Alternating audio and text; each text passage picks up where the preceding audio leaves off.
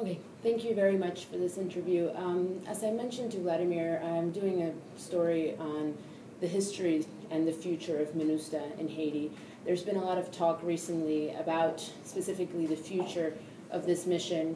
So I guess my first question would be, where does the government of Haiti stand currently on MINUSTA? On where do they see it going? Do you still see a need for it in the country?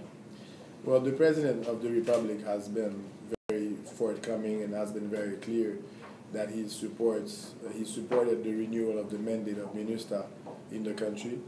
Therefore, that's the position that the government of Haiti has. We support the MINUSTA and we support the success of the MINUSTA in the country. I think their mission here is very clear, is to keep the stability of the country. I think they've done that. We're asking also for the MINUSTA to remain in the country so long as they're needed. Now, this is the position, this was the position, and this is still the position. Okay.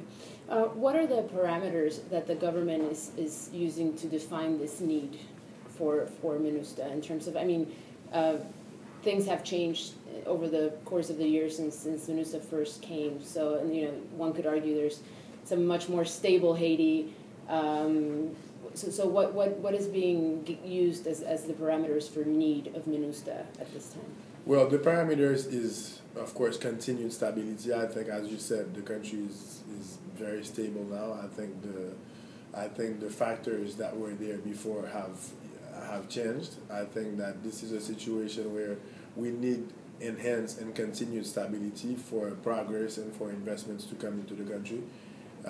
This is a situation where right now we have formed a commission to study the after MINUSTA, to see what type of security environment will there be after MINUSTA is gone, because it's a one-year renewable mandate, and we're very conscious of the fact that after MINUSTA something needs to happen.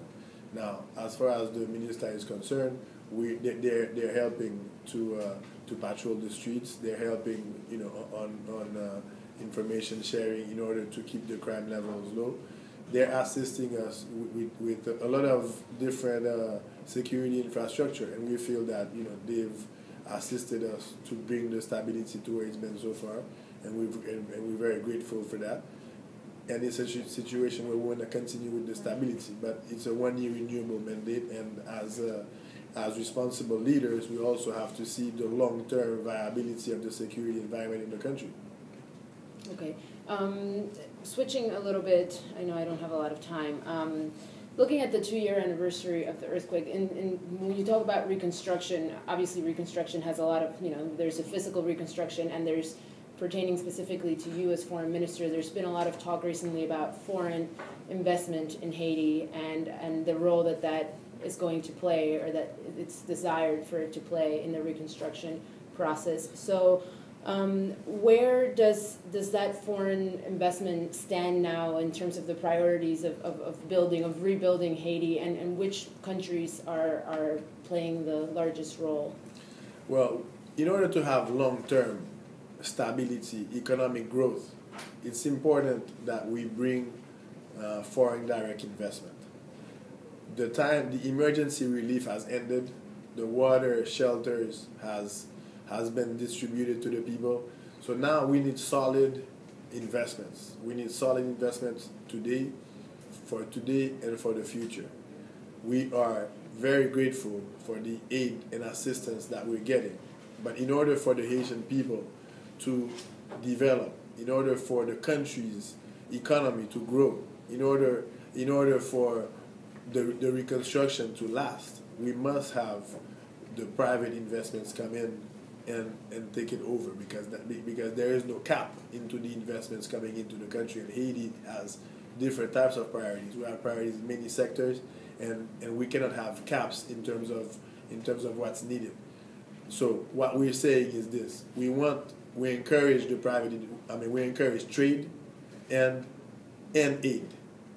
We want trade, and we want to continue with the aid for the foreseeable future.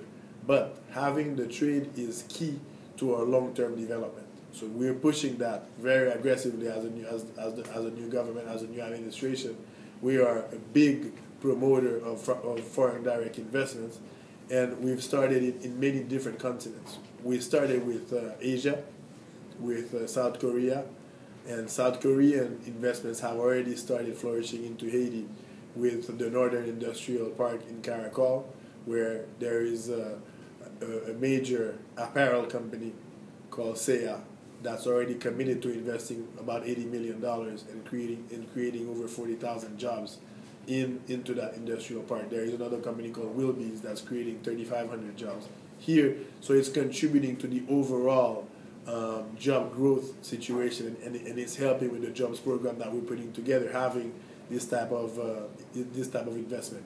As you know, why having the foreign direct investment? Because the Haitian private sector has been badly hit due to the embargo, the 3-year embargo, and due to natural disasters, having seen their properties collapse and having taken major losses. To ask that private sector to rebound and to invest heavily, there is a shortage of capital. Therefore, that's why we're calling on foreign companies that have the capital to come and benefit from the investment climate and enjoy some of the investment codes that we have here. A new company doing business here has a 15-year tax exemption, for example.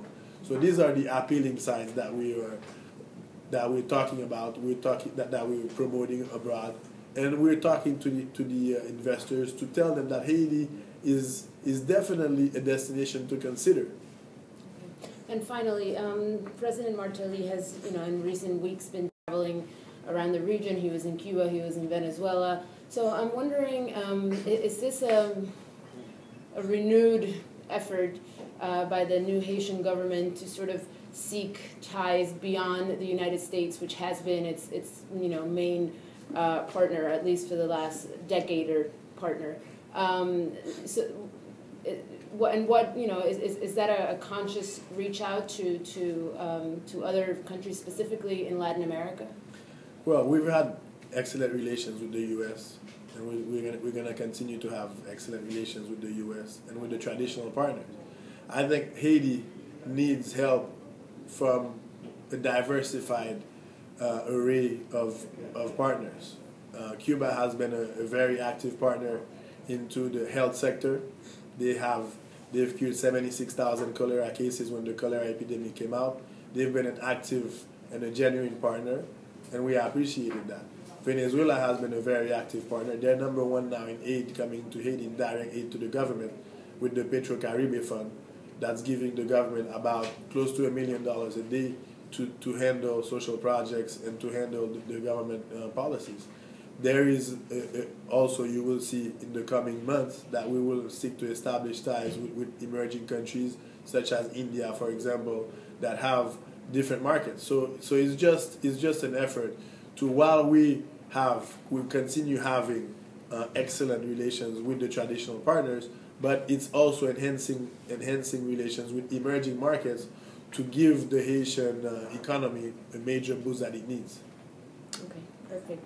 Thank you very much. I'm just going to do a wide shot here. So, keep on.